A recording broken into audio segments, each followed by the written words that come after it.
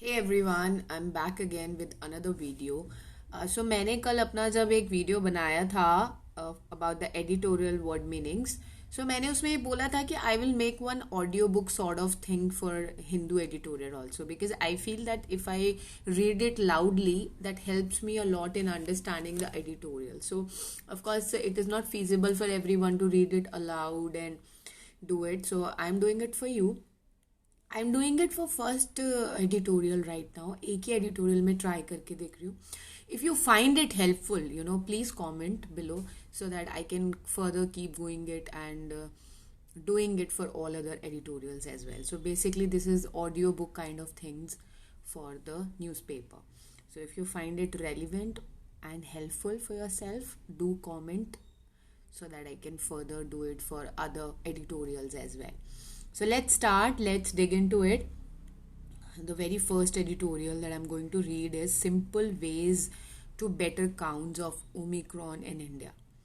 While the media seems to be getting it wrong, combining data by Health Ministry and INSACOG could be better.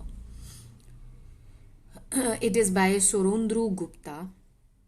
In the last 3 weeks, it has been impossible to miss the slow building of tension over the Omicron variant of SARS-CoV-2 virus.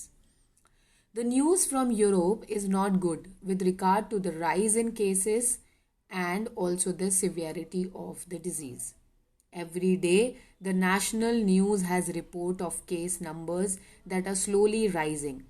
100 last week, 200 this week. So is there any indication of the actual number of cases in India? Should one be worried about a virus which has infected about 200 people in a land of over 1.3 billion and when many are vaccinated? Cause of error.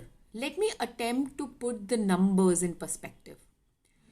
The reported case of identified Omicron infections come from a genomic surveillance which is mounted by the Indian SARS-CoV-2 Genomics Consortium, which is a full form of INSACOG. Genome sequencing is complex and only 38 laboratories across the country have the ability to sequence a virus which is as infectious as this. As a result, only a small fraction of infected individuals contribute virus samples for sequencing.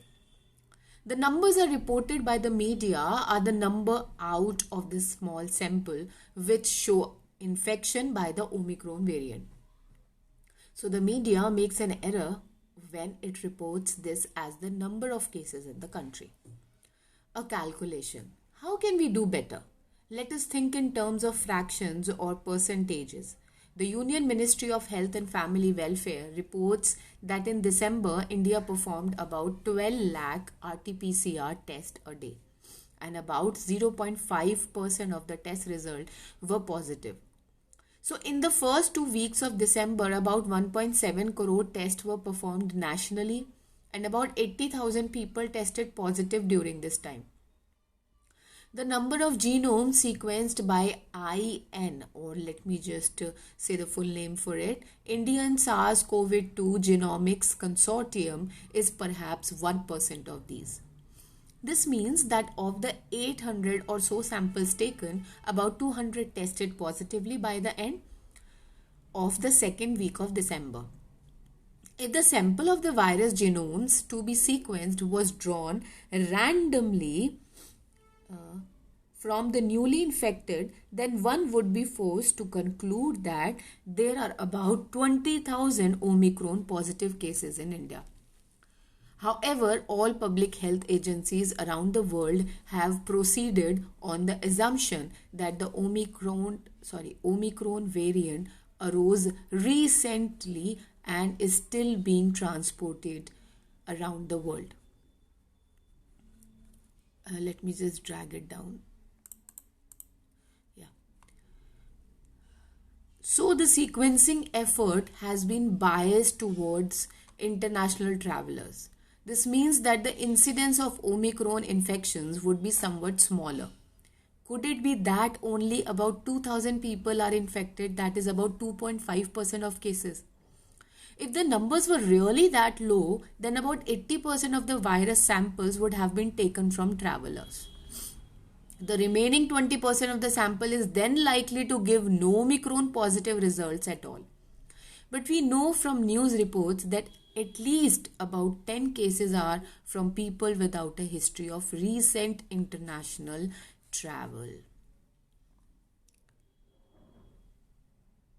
Just based on the number that we know from the media and from other public sources, we realize that more than 5% and definitely less than 25% of the cases seen in the first 2 weeks of December are due to the Omicron variant. The number of cases is then closer to being somewhere between 5,000 and 25,000 in this period. Now that the total number of cases per day is beginning to rise, the lower number has become less likely. Improving the estimates. Of course, these are very rough numbers. The agencies which handle the data and the scientists who run statistical models would be able to refuse these estimates immensely and narrow the range of uncertainty.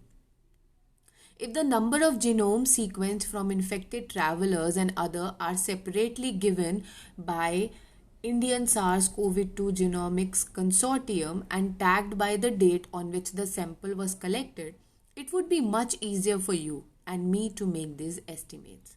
However, there might be concerns about medical privacy which prevent the government and its agencies from making public such details about the data. One should also be wary of other mistakes that the intentional bias in sampling virus genomes could lead to. If international travelers arrive more often in Delhi and Mumbai, then could the bias in sampling wrongly lead us to underestimate the speed of the spread of Omicron in the rest of the India? The numbers will change every week. Is Omicron spreading faster than Delta, the variant which gave India its second wave? If yes, then week by week, the fraction of Omicron cases would increase as it outcompetes the Delta variant in infecting people. This has happened in other parts of the world and it could happen here too. I have indicated here the kind of logic that an interested India person or a layman can use. If you make informed judgments about whether to invest your savings in fixed deposit or in shares, then you make more sophisticated numerical estimates quite regularly. Given the numbers made available by Ministry of Health and Family Affairs and Indian SARS-CoV-2 Genomics Consortium, it is possible for you to estimate your personal health risk from COVID-19, whether you stay at home or travel on work or on vacation. So basically, they are just saying that estimates and the calculation should be right. If the calculation would be right, we can definitely estimate how much, safer in a safer zone we are and how much critical the situation is. So it is easy for the layman or the person, a normal person, to actually guide the life or take forward the life and take the precautions accordingly. So thank you so much. If you like this audiobook, if you like this audio, then please tell me in the comment that I would be doing for other editorials as well. Otherwise, I would be doing for one editorial daily. Thank you so much, all of you. Take care. Be safe at your place. Thank you.